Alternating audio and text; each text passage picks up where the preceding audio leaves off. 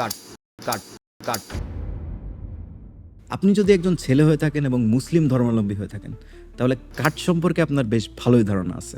তো আজকে আমরা সেই কাট নিয়ে আলোচনা করব না, আজকে আমরা আলোচনা করব ভিডিও এডিটিং এর কাট নিয়ে। সো ভিডিও এডিটিং এ কিন্তু অনেক ধরনের কাট হয়ে থাকে, তার ভিতরে আমরা যে কাটটি সবথেকে বেশি ইউজ করি সেটি হচ্ছে স্ট্যান্ডার্ড কাট। কোনো একটি ক্লিপ থেকে অন্য কোনো একটি ক্লিপে যাওয়ার জন্য আমরা দুটি ক্লিপকে একই সাথে বসিয়ে দিই, এটি হচ্ছে স্ট্যান্ডার্ড কাট।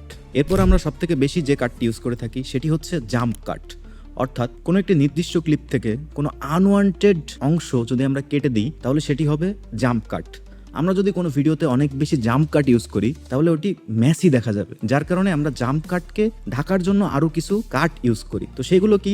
সেগুলো হচ্ছে ইনভিজিবল কাট, এল কাট এবং জে কাট। সো ইনভিজিবল কাটটা নিয়ে আমরা আলোচনা করি। প্রথমেই ইনভিজিবল কাটটা এমন একটি কাট যেটা আপনি চাইলে প্রথম ক্লিপের সাথে পরের ক্লিপকে ইনভিজিবল করে দিতে পারেন। সামথিং লাইক আমি যদি হাতটা বাড়িয়ে দিই ক্যামেরার দিকে তাহলে দেখবেন একটা ব্ল্যাক স্ক্রিন আসে, এবং এই ব্ল্যাক স্ক্রিনকে সেকেন্ড যে ফুটেজটা আছে যদি আমরা একইভাবে শ্যুট করি, আবারও একই হ্যান্ড মুভমেন্ট দেবো একই দিক থেকে, এটার প্রথমের ব্ল্যাক অংশ এবং লাস্টের যে ব্ল্যাক অংশ ওই ক্লিপের, সেটা দুইটা অ্যাডজাস্ট করে দিলে এটা স্মুথ ট্রানজিশন তৈরি হবে। এটি কিন্তু ইনভিজিবল কাট হিসাবে ইউজ করা হয়। অলসো আপনি যদি স্লাইড ট্রানজিশন ইউজ করেন, জাম্প কাটকে ঢাকার জন্য ইউজ করা হয়, এগুলোও কিন্তু ইনভিজিবল কাটের আন্ডারে পড়ে। এখন আমরা দেখব এল কাট এবং জে কাট। এল কাট এবং জে কাট কিন্তু ভিডিও এডিটিংয়ের খুবই পপুলার দুইটি কাট। সো আপনি একজন ভিডিও এডিটর এবং এল কাট জে কাট সম্পর্কে আপনার ধারণা নেই, সেটি হতেই পারে না। সো এল কাট এবং জে কাট কি সেটা আমরা এখন দেখে আসি। এল কাট হচ্ছে আপনি কোনো নির্দিষ্ট ক্লিপ থেকে অন্য একটি ক্লিপে যখন নর্মাল স্ট্যান্ডার্ড কাটটা দেন, প্রথম ক্লিপের যে লাস্টের অংশের অডিও থাকে সেটাকে যদি হালকা একটু কেটে দেন, কেটে দিয়ে যদি দ্বিতীয় ক্লিপের লাস্টের থেকে যদি আপনি অ্যাডজাস্ট করে দেন ওই দুটাকে, তাহলে ওইটা হবে হচ্ছে জে কাট। এবং এল কাটটা কি? এল কাট হচ্ছে এটার বিপরীত, অর্থাৎ আপনি দ্বিতীয় ক্লিপ থেকে হালকা অডিওটা কেটে দিবেন এবং প্রথম ক্লিপের সাথে দুইটাকে অ্যাডজাস্ট করে দিবেন। এই দুইটা কাট কিন্তু আমরা ইউজ করতে দেখি সব থেকে বেশি ইন্টারভিউ এবং পডকাস্টগুলোতে। সো এই কাট সম্পর্কে আপনার ধারণা থাকবে, এটাই স্বাভাবিক। নেক্সট আমরা যে কাটটি নিয়ে আলোচনা করব সেটা হচ্ছে ম্যাশ কাট। ম্যাশ কাটটা কি?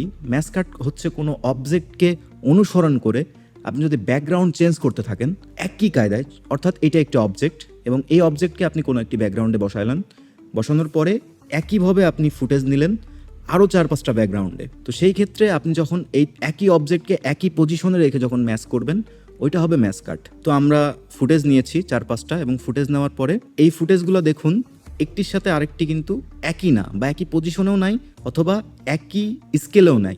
এখন আমরা স্কেলটাকে অ্যাডজাস্ট করব এবং একই পজিশনে বসানোর চেষ্টা করব। সো আমরা এইভাবে প্রতিটা ক্লিপ একই করে ফেলবো। তো এখন আমরা দেখতে পেলাম একটি সুন্দর ম্যাশ কাট।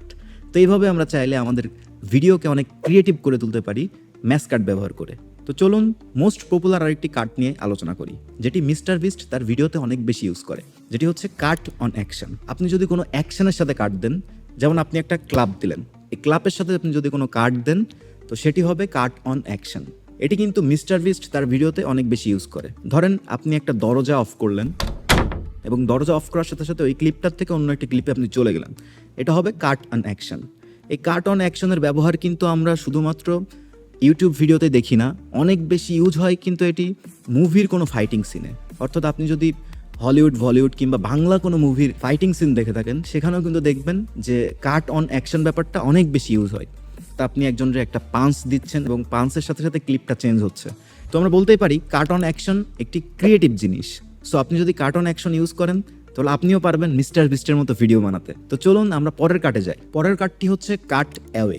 কথাই কিন্তু আছে কাট অ্যাওয়ে, অর্থাৎ আপনি এ রোল থেকে যখন বি রোলে যাবেন এটাই কিন্তু কাট অ্যাওয়ে।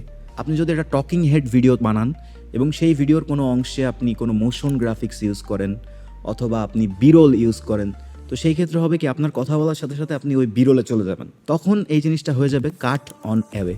অর্থাৎ আপনার এ রোলের ভিডিও থেকে আপনি বি রোলে চলে গেছেন, আপনি একই ভিডিওতে অনেক বেশি সিন দেখাইতে পারতেছেন, এটাই মূলত কাট অন অ্যাওয়ে। তো আজকের ভিডিওতে আমরা শিখলাম কিভাবে আপনি এই টাইপের কাটগুলো ইউজ করতে পারবেন এবং আপনার ভিডিওকে আপনি অন্য মাত্রায় নিয়ে যেতে পারবেন। তো আজকের ভিডিওটা যদি আপনাদের ভালো লাগে অবশ্যই আমাদের চ্যানেলটি সাবস্ক্রাইব করবেন এবং যদি পেজ থেকে দেখে থাকেন তাহলে অবশ্যই ফলো করবেন, না হলে কিন্তু কাট হয়ে যাবে।